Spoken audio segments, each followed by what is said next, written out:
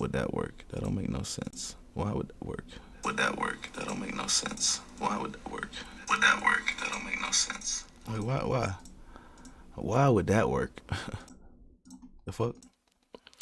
Anyways, what is good, guys? Let me turn this shit down. I'm fixing the mic as usual because, you know, our settings reset every goddamn time we get on this damn computer for some reason.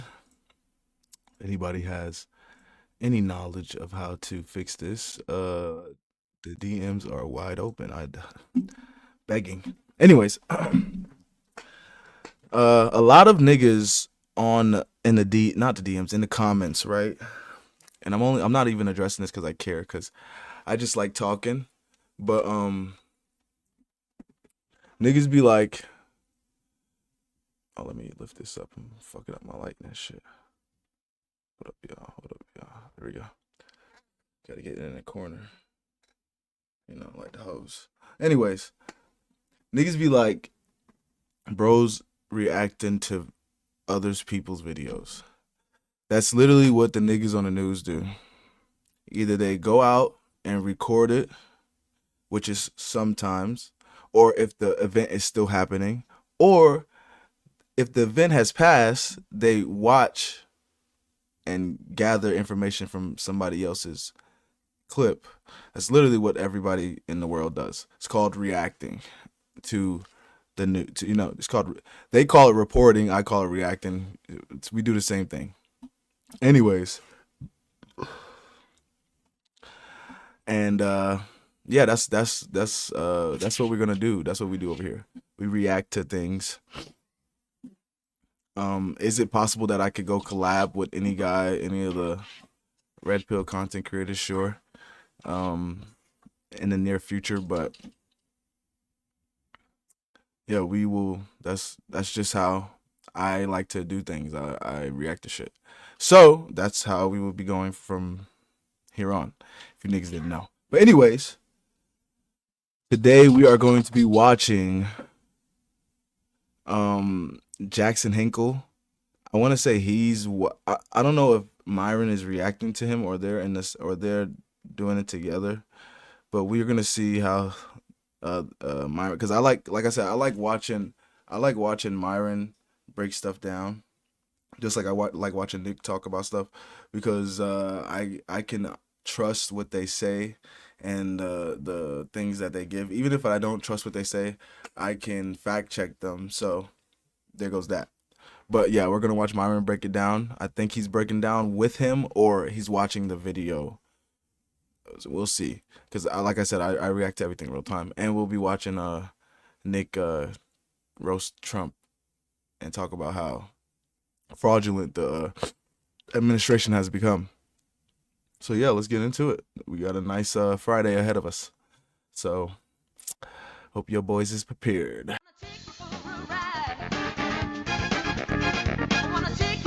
The bitch shaking it, showing it. You this, you that. We laughing at them together. Oh! So stop treating these mother like they mean something. Let's go to TikTok.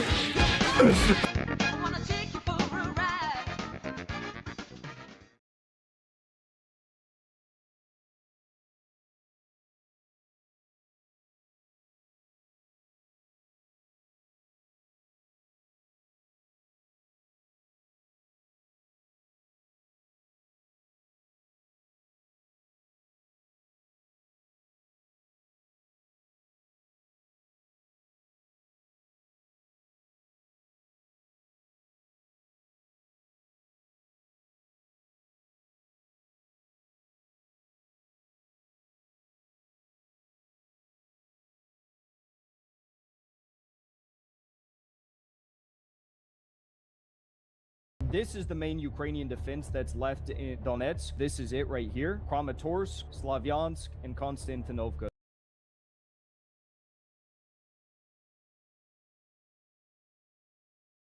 Those are the three big Ukrainian defensive positions. And they've also done this mostly over the past few months. The Ukrainian front line is collapsing and nothing's really stopping them. They're moving through each city. Some of these are big cities with relative ease. The Ukrainians are running out of men. Russia's not going to stop until they either surrender or lose these positions via the Russian advances. The other big problem is that Zelensky is constitutionally in Ukraine not the elected leader. So Russia's worry over signing a deal with Zelensky is not just that he's a bad guy. It's that, well, if he's violating the Ukrainian constitution by staying in office past his term and we sign a deal with him and we say that means the conflict is over because he signed a deal we like, what's going to stop the next U.S. administration from coming in and saying, well, Zelensky was technically not the leader, so that agreement is all null and void and we are going to recontinue this effort? Well, let me ask you this. If you were an advisor for Trump, or if you were Trump, what would be the bullet points that you would put to end this conflict tomorrow? So this is the current situation as it stands in the Russia-Ukraine conflict. This in red, obviously, is... We might need you to translate some of those words, though. Yeah, this is red. So this is Russian territory. And just to show you, I have been... So this is Zaporozhye right here, the city of Zaporozhye. Okay. And there's a big nuclear power plant over in Ernogadar, which is like right here, I think. They don't have all the cities on this, but... I'm assuming that's a civilian nuclear plant for energy? Yeah. Okay. Anyways, but you get the big picture. Okay, so look at this. So basically, Ukraine is really screwed because everything behind these lines is... There's no defenses whatsoever. So you look at Odessa down here. I don't know if you can see that. How I well can. You can.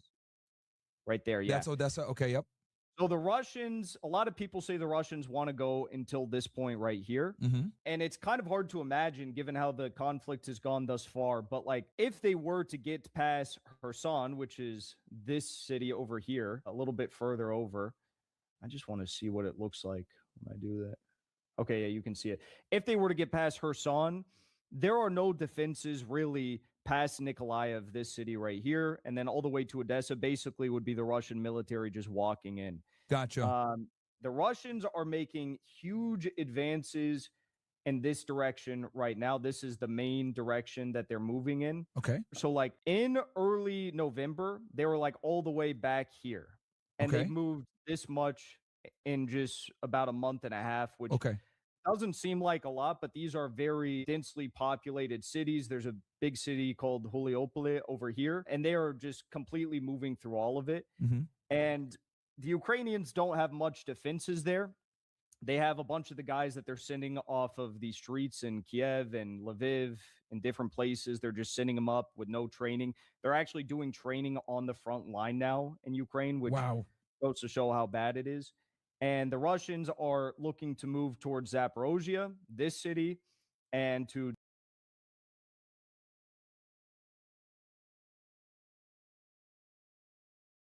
Dnipro right here, which is on the Dnipro River.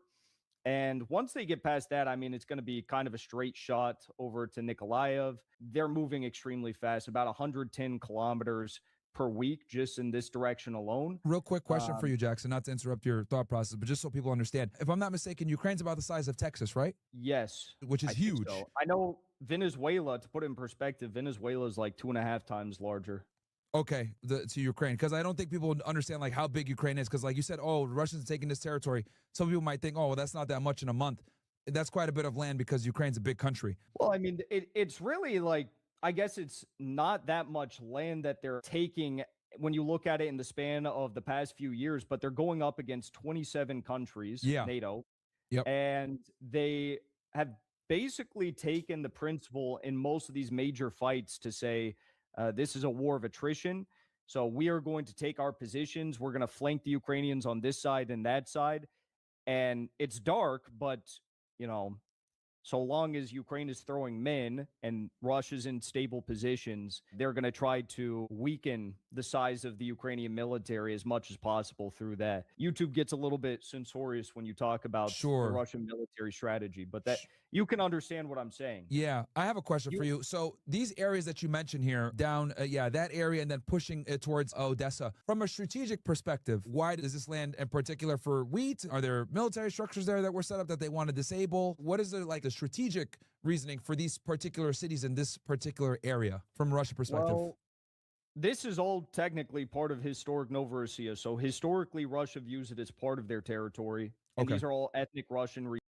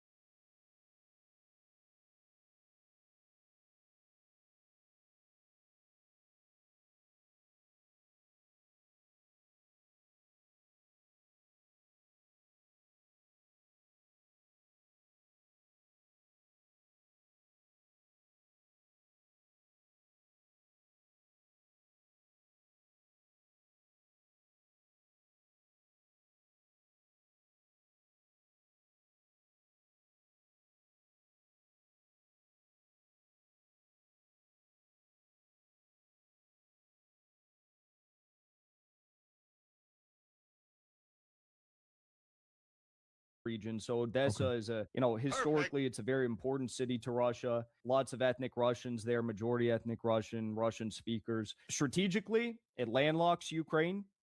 That's important. Yep. It also protects Crimea Yep. from any sort of naval drones being launched towards Crimea Yep. in a sizable manner, which right now that is happening. I had a friend there last week, and there was a bunch of attacks on Crimea. Does Ukraine have like an actual navy, like, or is it NATO forces that are potentially shooting these missiles down over Crimea? Like, who's? They have naval drones that they use. Okay, gotcha. Okay. So they have naval drones, and they have a bunch of naval mines that they've also used to a lesser effect recently. But the other main thing is it connects Russia with Transnistria. Now, Transnistria is part of Moldova, but it's like a slightly independent region of Moldova. Or the largest weapons cache in all of Europe is in Transnistria. And it's de facto Russian military personnel in Transnistria. They view themselves as like an independent republic. And there's a lot of fears that Moldova, the EU, and NATO will completely occupy Transnistria, take it over, and Ukrainize Transnistria and use Gotcha. it as another problem for Russia. Anyways, looking further up here, though, this is the main Ukrainian defense that's left in Donetsk. Okay. Trump said that there's about 18% of the Donetsk Republic that remains in Ukrainian hands. This is it right here. Kramatorsk, Slavyansk, and Konstantinovka. Those are the three big Ukrainian defensive positions. And you can see what Russia's doing. And they've also done this mostly over the past few months. The Ukrainian front line is collapsing. They are moving from the south.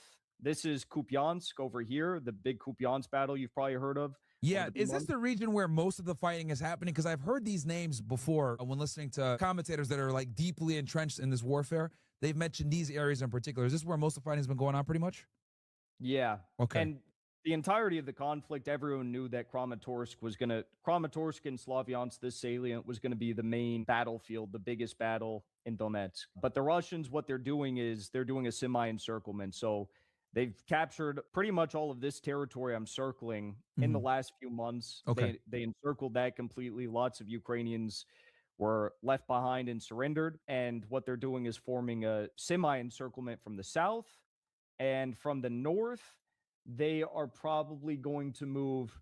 You can see my cursor. They're probably going to move all the way across there.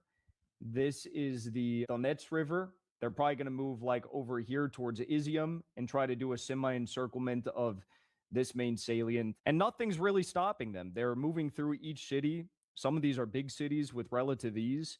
The Ukrainians are running out of men. Real quick, that location, we talked about the other places down with obviously securing the waterways and landlocking the Ukrainians.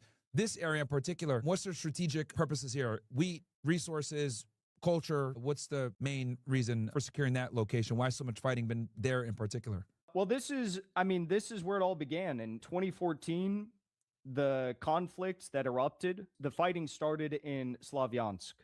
That's where Gotcha. it all began. With the Maidan Revolution. Maidan was in Kiev, the revolution, and then people, the coup really, and then people got upset. They said, we want to become independent. And the first time in which these people in Donetsk had to defend themselves against the Ukrainian regime and the Nazis that started attacking them was in Slavyansk. So that Okay. was the first battle. And now, over the past 8 years, it's become the most well defended by the Ukrainians. I mean, the amount of defenses they have in this, it is going to be a massive, massive battle. It's not going to be easy. Now, why are the Ukrainians fighting so hard for that region if it's mostly ethnic Russians? Is there a particular reason why they're fighting so hard to preserve that when a lot of these people are ethnic Russians? Because NATO told them to. Lindsey Graham Fair. told, I mean, Yeah. it's really is as simple as that. Yeah. The idea is to weaken Russia. And how do you weaken them? By drawing them. This was what they always said: draw them into a war and try to weaken them. You Yeah. know, weaken their morale in their own country and weaken their military that will try to liberate these people here. Fair enough. So it's Anyways. Western influence mostly. It's not even really in Ukraine's interest to even fight for that region anymore. Exactly. I mean, it's a suicide mission. Yeah. Really is what it is. But you see these big 1, 2, 3, 4, these big areas that are circled here, most of which are in red. Yeah. Those are the constitutionally, recognized new republics of the Russian Federation. So Russia's not going to stop until they either surrender or lose these positions via the Russian advances. The Russians will not stop until they somehow get this. So this these whole blue area- places, these 3 blue areas that you're showing us here, the Yes. conflict's not going to end until they have those 3? Yes. And again, some people think that it'll go all the way towards Odessa, even past this. Do you agree with Odessa that? is not constitutionally part of Russia. Neither is Nikolaev. Do you think they're going to push it all the way to Odessa, or what do you think? I do. You think so? I mean, unless Zelensky comes to his senses and says he's going to negotiate, Yeah. but I don't see him doing that. You see Lugansk, the top one is Lugansk.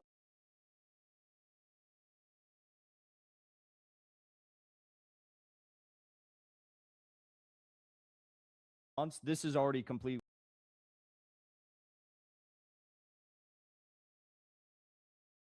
taken by Russia. Yeah. So this one's, they already got that. The last interesting point, though, is in the north. This region up here could be very interesting. This is the Kharkov region. It used to mostly be under Russian control. The Russians lost a lot of it during the 2022 counteroffensive led Mhm. by Ukraine.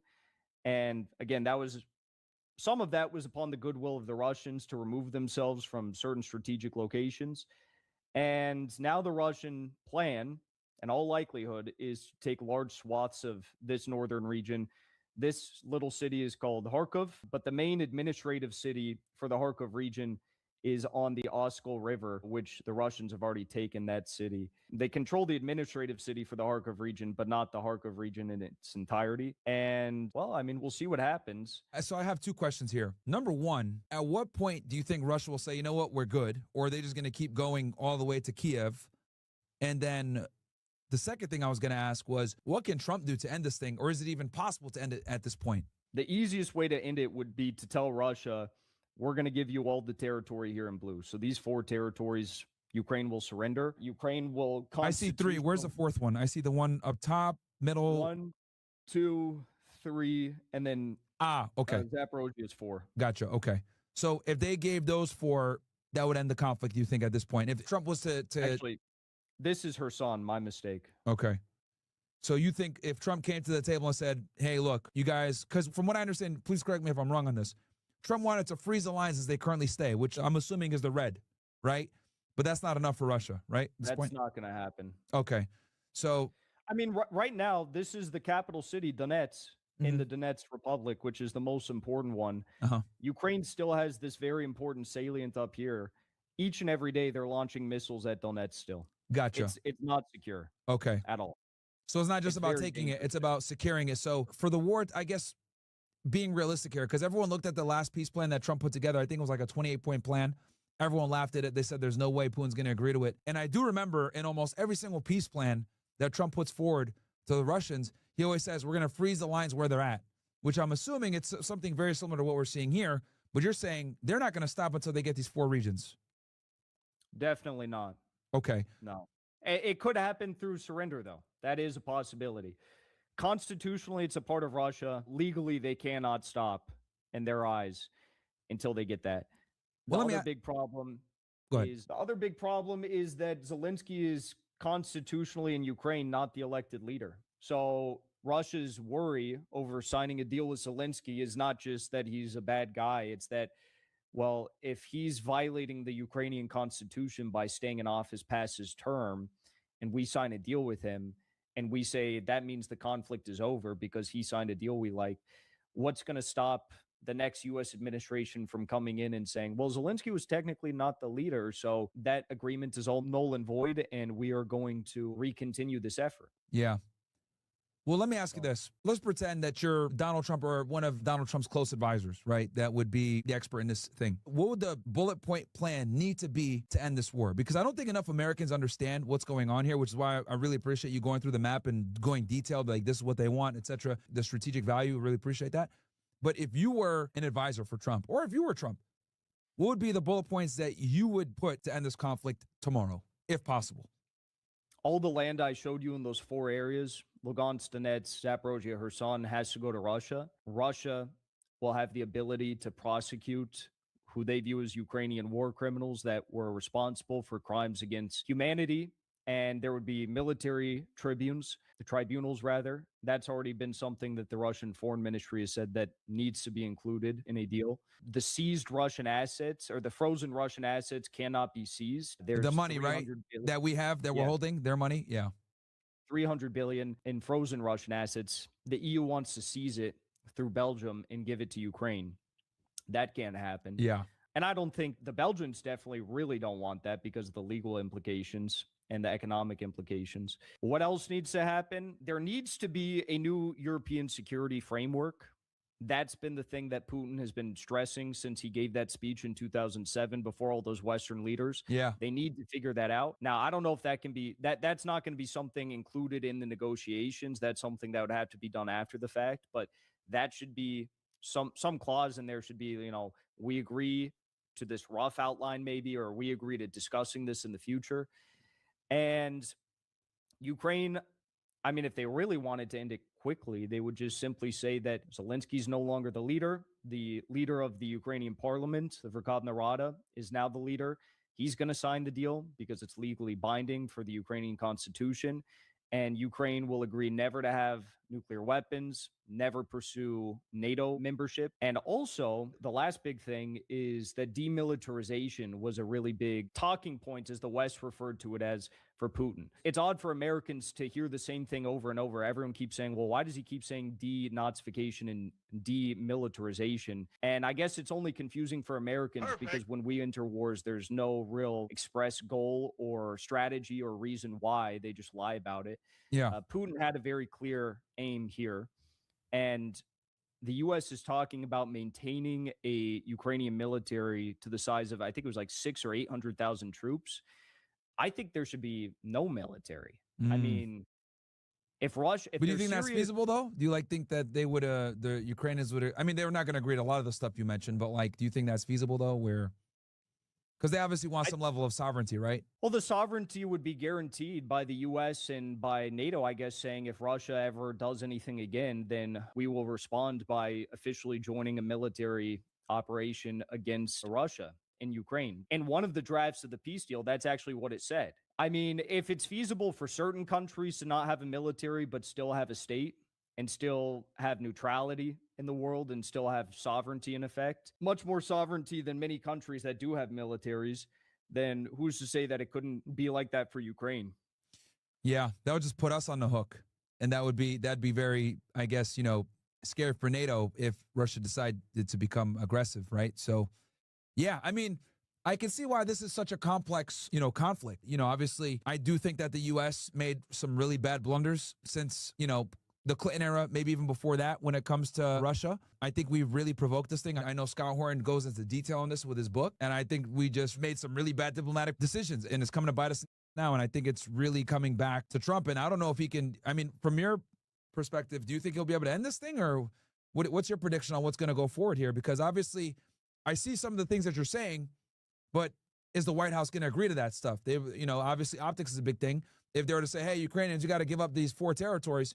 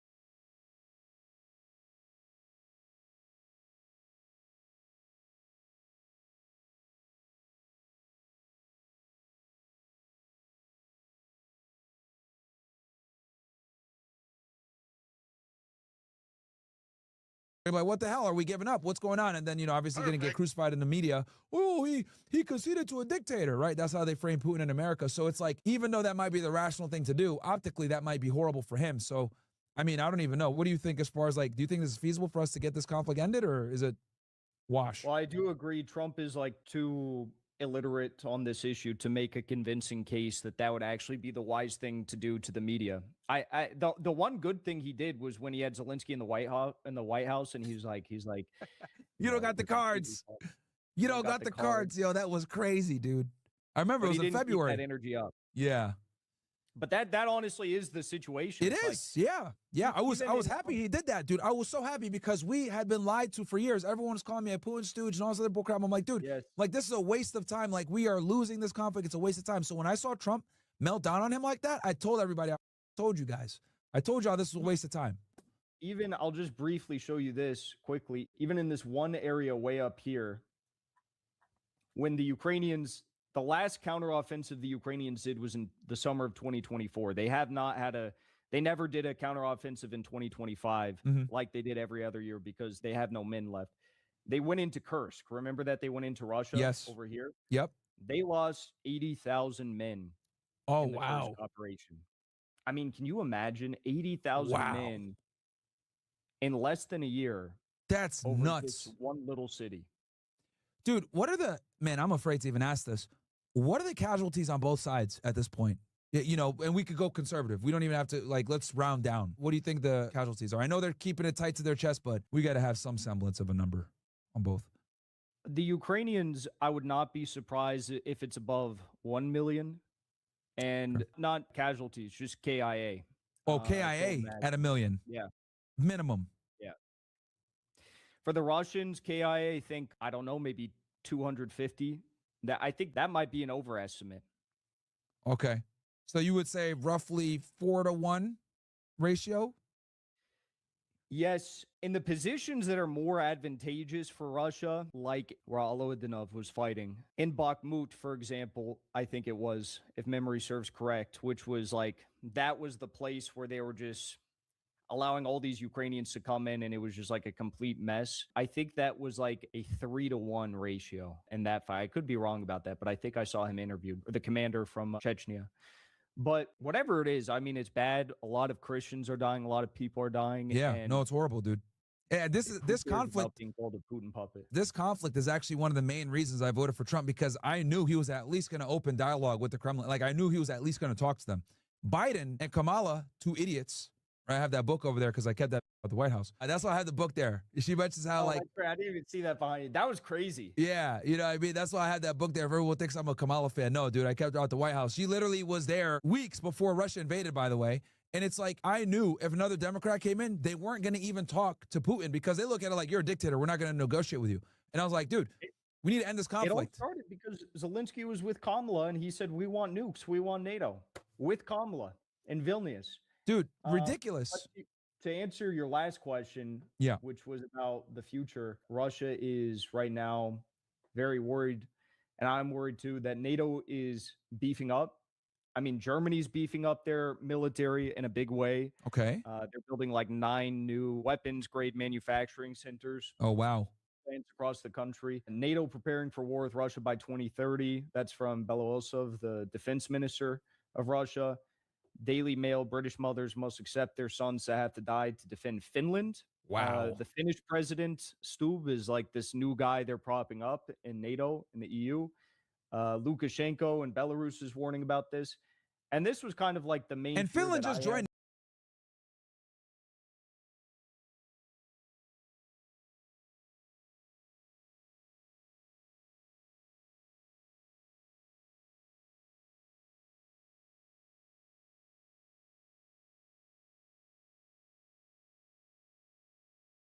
NATO, by the way. They just joined. For a very long time, they were neutral, but they just joined because of the Ukraine situation. Wow. This war is not going to end anytime soon then, basically. Well, my main fear when Trump got elected surrounding this was that somehow or another the Ukrainians, the EU, and the Brits were going to be, and the deep state in the US was going to be able to drag Trump along, bullshit him enough to the point where Trump's term in office is over. Hopefully, they can get another deep state sympathetic person in power and at least another anti-Russia person in power. Yep. And then just start it all up again and take the next 4 years to prepare for that. And that's kind of what looks like we are witnessing. And, you know, these guys are making money hand over fist. These defense contractors, like all the people that are involved in NATO, these guys are all making a bunch of money with this conflict, man. And they're looking at it like, oh, Americans aren't dying. Who cares? Which explains why they're fighting in regions that they're not going to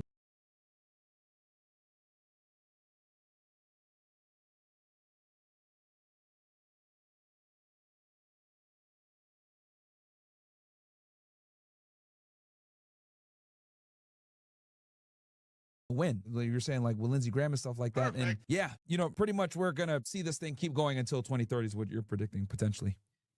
I think we could. I think we really could. When does he get out? 2028. Yeah. It's like midterms are already right around the corner. Russia, and both are stupid. So I don't know. I'm really worried about it. And, you know, things could even escalate under Trump.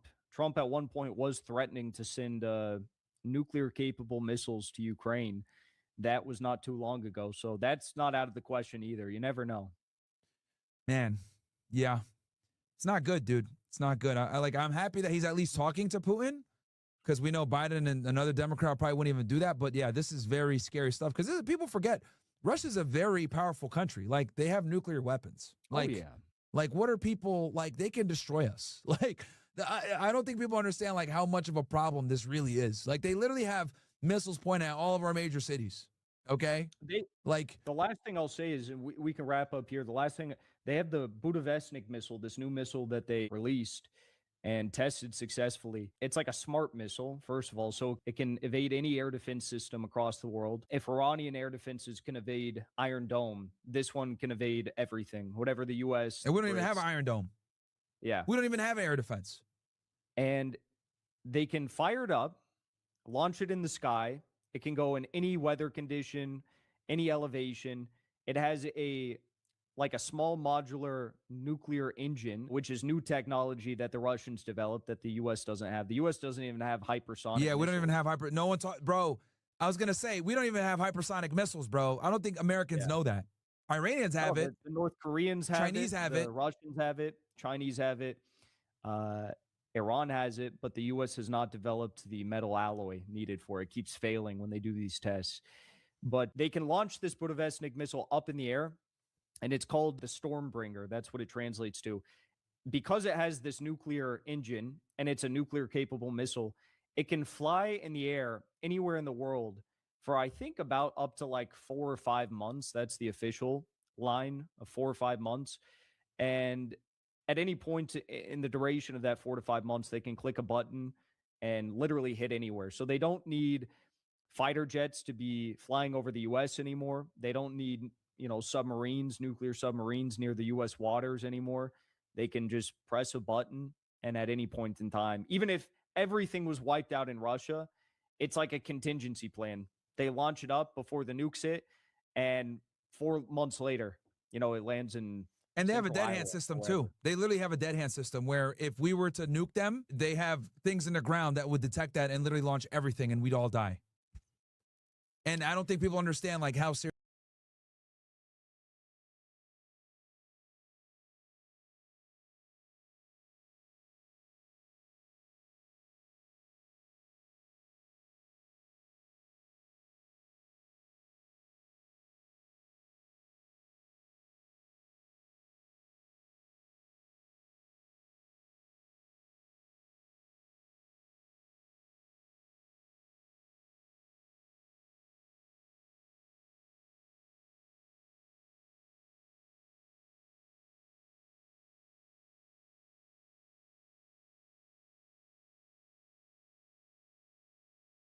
Serious this conflict is, man. That's a big reason why I voted for Trump was to end this war.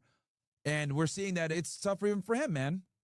So, but I appreciate you explaining it to us and like what, the Russians want and everything else like that. It seems like these 4 territories seem to be what they really want, and the Ukrainians simply aren't going to concede that. It's the crux of it, but they're willing to go further. I think once they get past that, it'd be quite easy. So Yeah.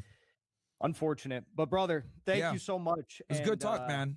That was great. That was great. Well, hopefully, I'll get my internet sorted and we can do this again in the near future. No, absolutely, bro. Absolutely. And like I said, we're going to help you get to 100,000 subs again, obviously get you back up because you were into the hundreds of thousands before they took you off YouTube. So I'm happy you're back.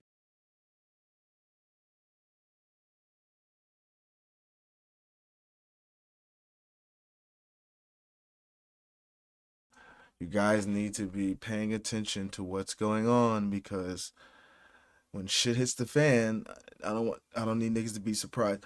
I need you to be paying attention to what's going on, okay? Russia has that capability. If Russia gets mad and just says fuck it,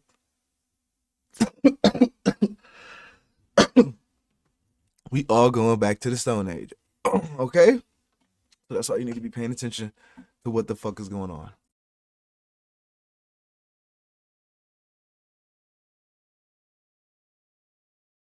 Yesterday, it was announced that Trump would be addressing the nation primetime from the White House tonight.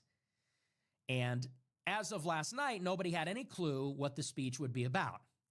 This morning, there was a rumor going around that the speech would be a declaration of war against Venezuela. And this was timed, I think coincidentally, with a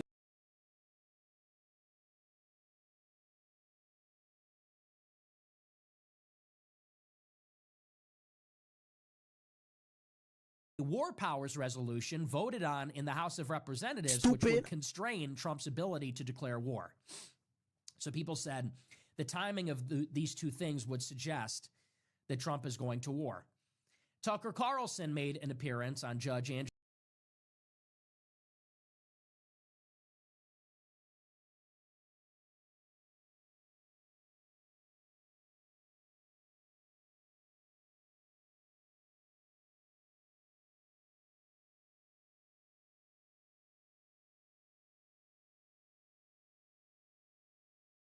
Napolitano's show this morning, and he said he was told by a member of Congress that the White House briefed Congress that we were going to war with Venezuela. It would be announced tonight.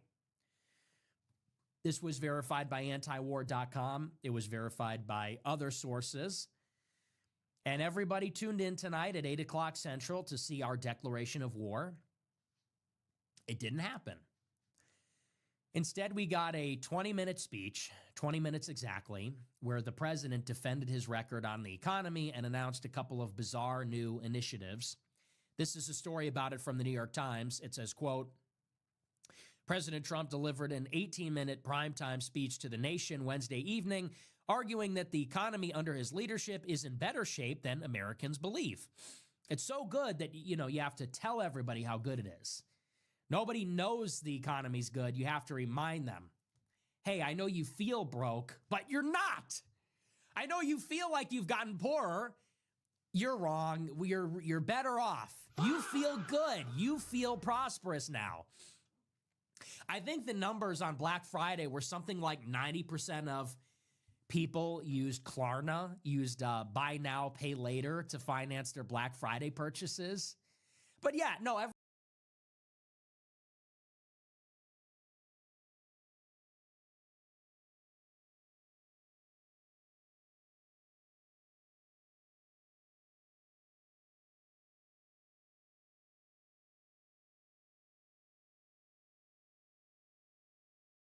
everything's totally fine, 50-year mortgages, buy now, pay later is super popular. Job market is frozen. They didn't even publish the numbers in October.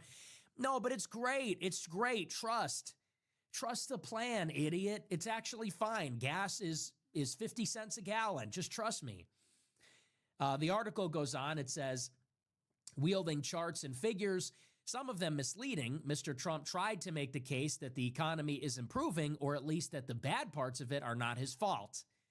The speech resembled comments Mr. Trump often makes while speaking to reporters in the Oval Office, full of self-praise of his own job performance while disparaging his predecessor, President Joe Biden. But he had a wider audience than usual, with networks interrupting their regularly scheduled programming to carry the remarks.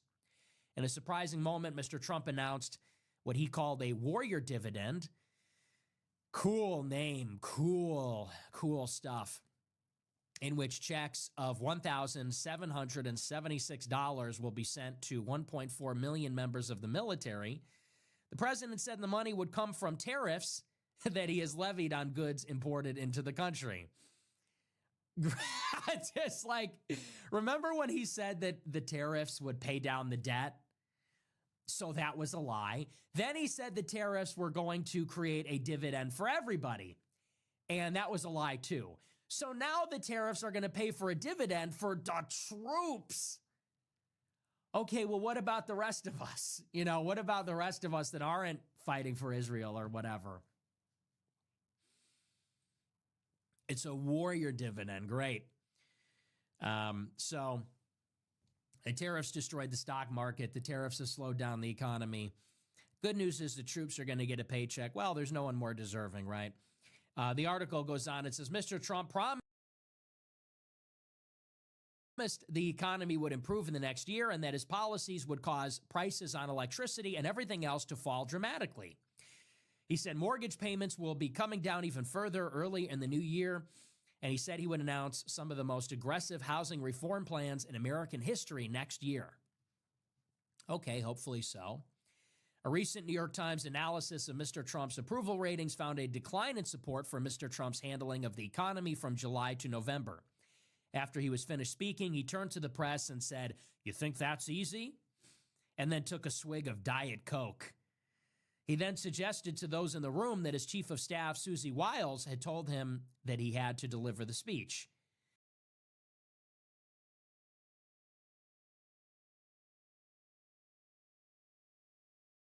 He asked how he had done. Miss Wiles replied, "I told you 20 minutes and you were 20 minutes on the dot."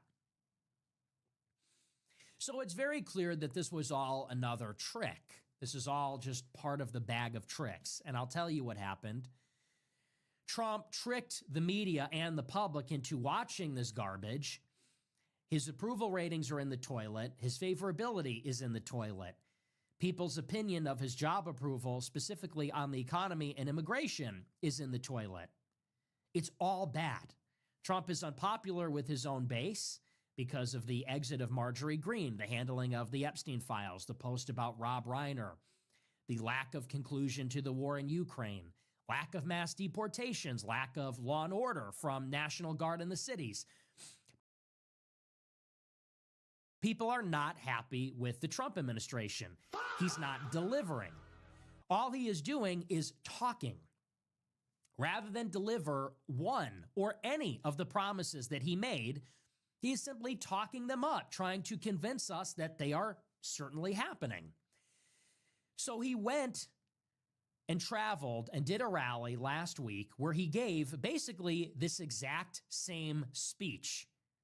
And you might not know that that happened, and probably you didn't see it. He went out to a rally last week and gave a big stump speech. He's a lame duck president giving a stump speech, giving a campaign rally, talking about how everything is actually fine. Nobody carried it. Nobody picked it up. Nobody paid any attention. So this is where they hatched this idea. How are we going to get the public to listen to our defense of our catastrophic administration? We will trick them. We will actually just lie to them. So the Trump administration put out through back channels this rumor that Trump was going to war with Venezuela. He put that rumor out, maybe through Congress, maybe through Tucker Carlson, through others, and he tricked us. The mainstream media thought that Trump was going to declare war on Venezuela tonight, so they carried it on the networks. The American public thought a declaration of war was being made tonight, so people tuned in. And then it was a classic bait and switch. Instead of declaring war on Venezuela, he gave an 18-minute stump speech defending his record and announcing that next year, everything's just going to get better. And this is why everyone hates Trump now. This is why everyone hates Trump. Everyone hates this administration. because it is a scam. It's not even a failure. It's not even an honest failure. It is a scam. We are not getting anything that we have been promised. Think about it. We were promised industrial policy, tariffs, subsidies. They backed down in 1 week. Remember Liberation Day, April 2nd, we're going to liberate ourselves from free trade. We're going to have tariffs on every country. They caved in 1 week and then said, oh, the whole time it was really just about China. Remember that? Another fake out. They said, we're declaring tariffs on every country in the world. And then when the bond market melted down, they said, never mind. It was really just a big trick. And what we always intended to do was to only have tariffs on China and nobody else. Trump always chickens out. Then he said,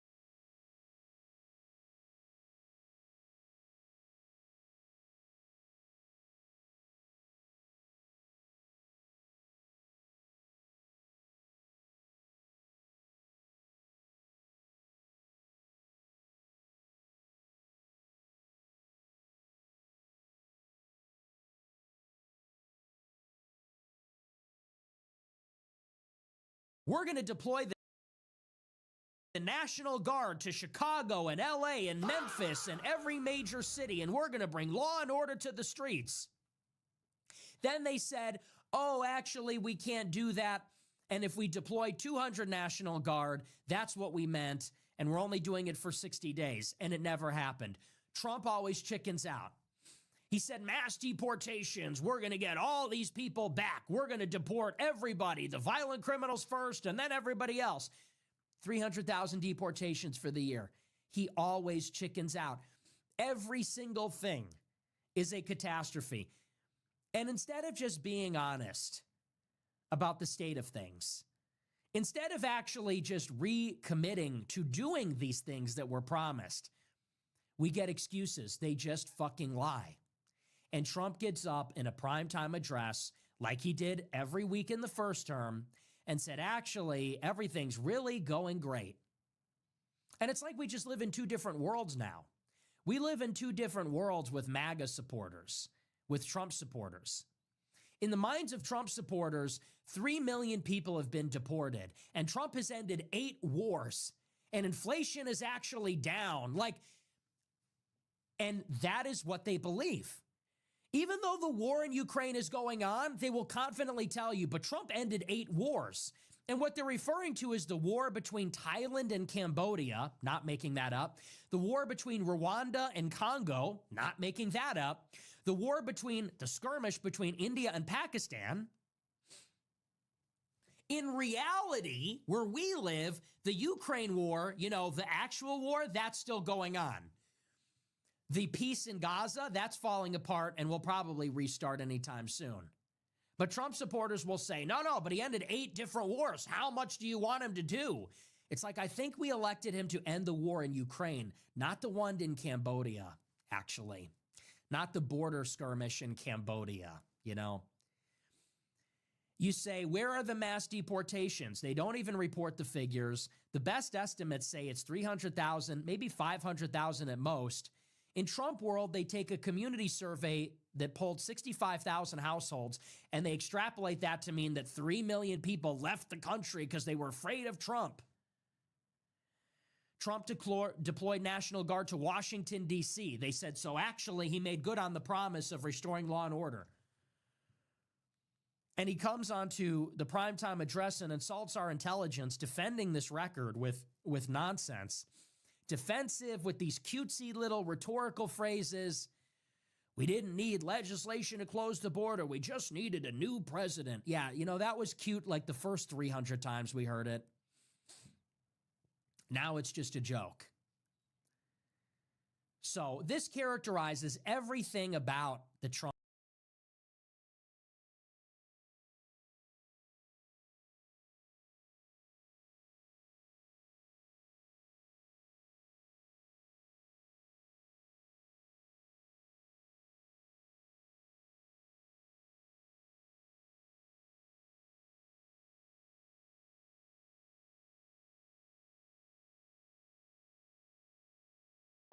years.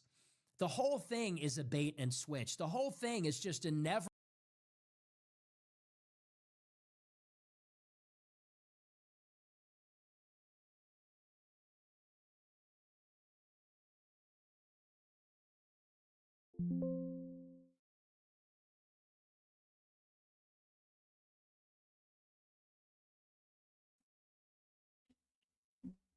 Okay, there we go.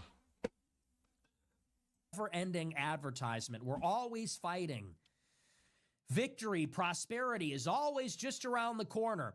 Even tonight, he announces a check for the veterans. Okay, like honestly, big deal. The tariffs are not bringing in that much money. They're not solving the debt problem at all. They're not bringing back manufacturing. But Trump instead just lies and says, well, actually, we're bringing in so much money, we're going to get rid of income taxes and we're going to pay people money. Well, what happened to Doge cutting the deficit by $2 trillion? What happened to that? What happened to tariffs actually making money from every country? Then he says, well, we're going to cut a check to everybody. Oh, we don't have enough money for that. Now it's a check for the veterans. Now it's a check for the soldiers, and we'll call it a warrior dividend. Warrior. More of this cultural language. The only thing that was substantive in the speech, he talked about a ambitious housing plan next year. Okay, why? It's like you hear that and you go, he does a primetime address to announce that he'll have a housing plan later. Then why announce it now? He comes on 8 o'clock, prime time, tricks everybody into watching. Okay, you've got everybody's attention. You've got a captive audience. What do you have to say? How are we going to turn this around? What's the plan? Well, I am going to change housing. It is the most ambitious, wide-reaching housing reform in American history, and it's almost done. I'm announcing it next year. Okay, so did you plan on becoming president? I understand if you were surprised that you won the first time, but this is the third time you ran for president. And you should have a pretty good idea of what you want to do when you get in. There's no housing plan. It's not finished yet. Did you not know you needed one during the presidential transition before the election? And why are we announcing it now then? Hey, I have an announcement, everybody. I'm working on a plan for housing. Get ready because it's all going to get better. Okay, but when? And what is it? And what are the details? When are we actually going to see prosperity? And how are they going to get that through the Congress in 2026 when Democrats are having to appease and pander to their base? How's that even going to work? I'm telling you, it's really just a talking puppet at this point. I don't expect anything that he says to actually come to fruition because he hasn't done anything, and we see who his loyalty lies with. So don't expect too much from him. Don't expect too much from Trump. Don't expect too much for him to do anything besides pander. Trump has passed 5 bills this entire year. Every other president, it's like over 100. He's passed 5. He doesn't even have a plan yet, but now next year there's going to be a far-reaching housing plan. We're now going to take affordability later. And the speech isn't even good. On top of all this, so first of all, you lie to get us to watch. You lie to our faces that things are going great. You don't even have a plan. Clearly, he knows there's a problem. He knows it's not going well. He knows he needs a reset. He doesn't even have a plan. There's not even an idea. Oh, we'll cut a check to the veterans and the rest to be announced later. There's not even a plan. Insulting us with lies about the state of the economy. And then to add insult to injury, it's not even a good speech. He sounds retarded. If you actually watch the speech, he can't even read. He's reading from a teleprompter, and you could see him stumbling maybe a half dozen times in an 18-minute speech. The confidence isn't there anymore. The swagger isn't there. Stuttering, stumbling, weird little riffs, weird little verbal tics, detours he keeps going on. And you say, so the magic is gone too. The substance is gone. The style is gone. He's not delivering. It's not even the same message. And he's not even funny. And now it's not even entertainment. And I see these assholes on Twitter. They say Trump just trolled the media into carrying his primetime address from the White House. Ha ha, the joke is on them. No, the joke is on us. The joke is on us that Trump has tricked us, saber-rattling, starting another new war. We tune in. It's insult after insult, lies, and it's not even entertaining on top of it. And that's the point. Like, what you guys don't understand is he's starting the war that he's going to fucking watch from the Oval Office, and while he's eating chips and popcorn and shit, you niggas, let me not say you niggas, because I'm a part of you niggas, we going to be dying. All right? That's what you guys don't understand. Stupid. We gonna be dead, shooting the guns, in the trenches, riding the tanks, in the airplanes, dying, because this nigga doesn't know what the fuck he's doing. Got trolled here exactly, other than anybody that still supports this person, other than anybody that still believes in any capacity that this administration can get something done. So I watched the address. It's just another ridiculous show. And I'm ready to be done with the Trump show. And unlike Tucker, I'm not going to do a 180 and say, oh, I don't know what I said. You know, what I meant was. No, this Trump show it's just got to end. I don't know. And I would say he should step down, but then J.D. Vance is going to become the president. But what do you even do with this at this point? Fucking even Everything worse. I said has come to pass. Worse even than I imagined. Because I told you in 2024 it would be like this. I told you this is exactly how it would go. And it was pretty obvious why. Trump had sold out to the donors on everything. On labor, on immigration, on foreign policy. His cabinet was hand-selected by Susie Wiles, a lobbyist from Florida. And she brought in all the Florida swamp creatures. She handpicked this bullshit candidate. Charlie, I see what the follow, my boy. Appreciate that. It should have been absolutely predictable. But somehow it's even worse. I told you a year ago, it's going to be corporate tax cuts, war for Israel. The war in Ukraine is not going to end. No mass deportations. It's going to be more permanent bureaucrats running out the clock. They're not going to move with the urgency, the swiftness that they need to. And in the end, all it's going to do is bring the left down harder upon us. Let's say the Democrats win in 2028, which if they appoint an actually viable candidate, we're in trouble. We kind of got lucky in 2024, wouldn't you say? We got lucky that Joe Biden is demented. We got lucky that his successor, Kamala Harris, was somehow more unpopular than him. Joe Biden was... She was unpopular because this bitch couldn't do any interviews, couldn't do a sentence, nothing. Barely alive. Kamala Harris had never won a single contest, a caucus, a primary, has never won any kind of contest in a national election.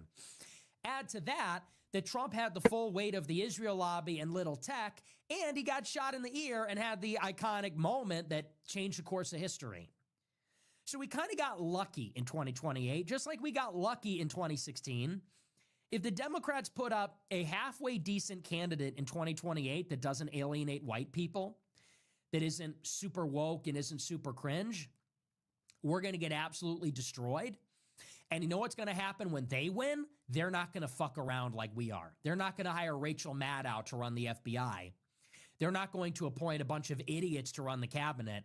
They are going to hire the best judges, the best lawyers, the best law enforcement, and they are going to literally kill us. They are literally going to take away all of our civil liberties. They're going to throw us in jail. Because you see that Trump is barking up the wrong tree here. He is weaponizing the DOJ against James Comey, Barack Obama, Letitia, what is her name? Letitia James, Jackson, whatever. The way that Trump is going after his enemies, the way that he is inciting them and basically just antagonizing the radical left. He is inviting a brutal retaliation. So if we don't get lucky in 2028, they're almost certainly getting back in power. They will wield executive power. They'll have the House, maybe not the Senate. And unlike Republicans, they're not going to screw around. They're going to come to get us. So people say, well, why don't you just trust the plan? Why don't you just be patient? Well, we're trying our best. And that's the thing. They don't care about the rights of niggas they don't like. They don't like you. They don't care about your rights. So that's the problem with the left. Trump needs to be acting like a literal dictator. You They either want need to you be a dead. dictator or you need to make peace with the left. But you can't do this thing in the middle where you pretend to be a dictator, but you're not one. Because like I said, all that is doing is inviting a retaliation, and Trump might be fine. If he pardons himself preemptively, he'll be okay. It's us that's going to pay the price. It's Elon that'll pay the price. It's everybody that helped Trump ever. They're going to pay the price from a new Democrat administration. They're going to help all their allies. They're going to punish all their enemies because we didn't do that when we had the power. So this is very frustrating. It's very hard to watch because this is just a squandered opportunity. You actually had the ability to achieve a golden age if Trump was halfway serious, but people just didn't want to see the flaws. People were so caught up in the hype, so whipped up in the moment. All these stupid political cocksuckers, they were being paid under the table by super PACs, PACs, the party itself, whatever, paid as consultants, paid as nonprofits. All these political idiots were basically paid, or they didn't care. They looked the other way. They gassed everybody up. They were all in on Trump. Nobody pointed out the flaws. And now we're stuck with this nonsense for 4 years, and then we're all going to die. And I'm not trying to be melodramatic about that, but we have been absolutely screwed. And the reason I keep saying I told you so is because this reflects a feature in the Republican Party. I said all of this last year, and I made a very rational case. I made the arguments, and on some level, everybody kind of knew this. But the people that influence the conversation on social media don't care. They don't read. They don't know anything. And they don't care about the outcome. They're also being paid, and they didn't disclose that they were being paid. So I had guys like Elijah Schaffer. I'll name some names. I had guys like Elijah Schaffer confronting me at CPAC this year. So I don't get it. Why didn't you support Trump? Well, hey, buddy, do you know now? He tells me, I don't watch your show. I don't have time. Why don't you like Trump? Well, maybe if you watch his show, maybe if you cracked open a book once in a while, maybe if you read something instead of just taking money from India and El Salvador, maybe you'd know why I didn't support Trump. Maybe you wouldn't be finding out a year later like everybody else. And he's just one example. And I like Elijah. I consider him a friend. But I'm calling him out on his irresponsibility, just like I'll call out a lot of people that in the end went for Trump because they wanted to brown nose. They wanted a job in the campaign. They wanted a job in the admin on this sinking fucking ship.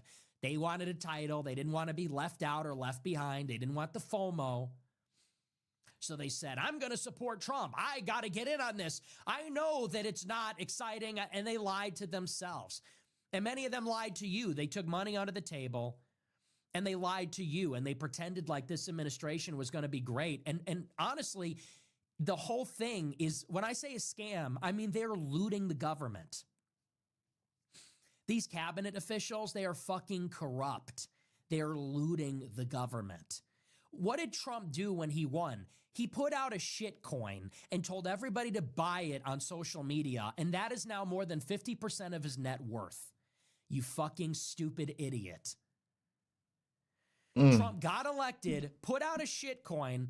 All of his followers bought it, and then he sold and made literally billions of dollars. And you don't think that all of his cronies did exactly the same thing? You don't think that all of the insiders, many of them Jewish, at Mar-a-Lago, you don't think they profited from that as well? Of course they did. Talk about an omen. Talk about a red flag. Gee, I wonder if Trump is going to scam us again. I wonder if Trump is going to screw us again. I'm telling you guys, Trump's administration has slowly become, it hasn't even slowly become, it's just, and it was because it was quick. Because like you said, the first week, it took them and they folded. They folded on everything they were supposed to do. And Trump had started out with these executive orders trying to push it out and make it seem like he's doing stuff. But in reality, he was just trying to make niggas happy to get off his dick so he can go do whatever the fuck he wanted to go do.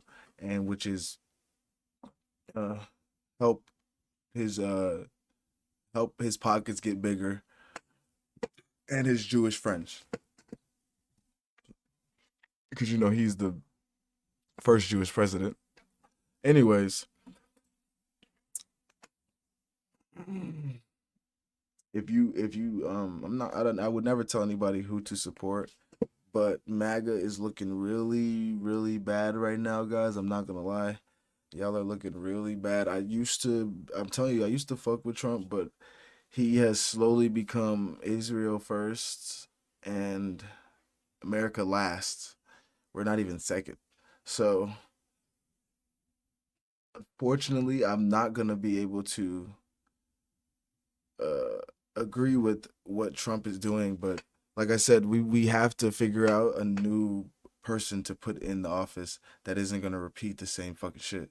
So that's the real problem that we are going to run into when it comes to voting, is figuring out who to put in office that's not going to repeat the same shit.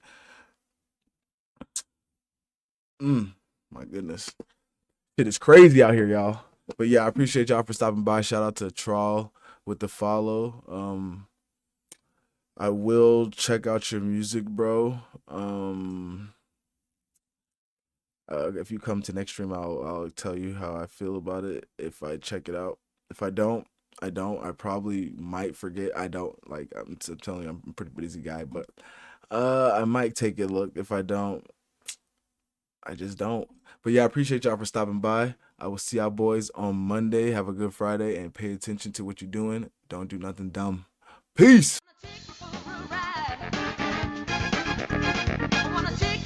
The bitch shaking it, showing it. You this, you that. We laughing at them together. Oh! So stop treating these like they mean something. Let's go on TikTok.